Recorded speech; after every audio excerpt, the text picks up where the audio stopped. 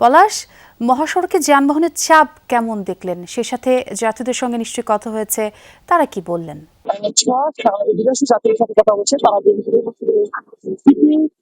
যদি আরো বাড়তো তাহলে তাদের জন্য একটু স্বাচ্ছন্দ্য পরিবার পরিজন সাথে ঈদের যে আনন্দ সেটি করতে পারত। তবে যাত্রা নিয়ে যাওয়া এবং আসা সেটি নিয়ে তারা বলছিল যে অন্যান্য বছর চেয়ে তারা স্বাচ্ছন্দ্যে গিয়েছে এবং আসছে।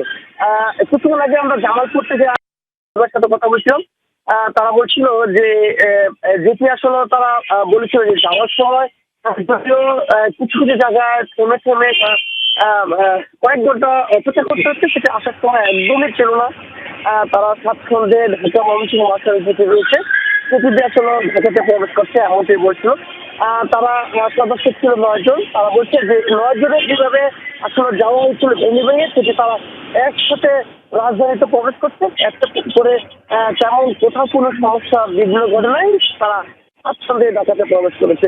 আমরা বেশ কয়েকটি কাউন্টারের কথা বলেছিলাম। কাউন্টারের যে বিষয়টা বলছিল যে যাওয়ার সময় যে একটু চাপ ছিল সেটি আসার সময় অনেকটাই কম, অর্থাৎ অনেক পরিবহনে প্রায় প্রত্যেকটি পরিবহনে তারা বলছিল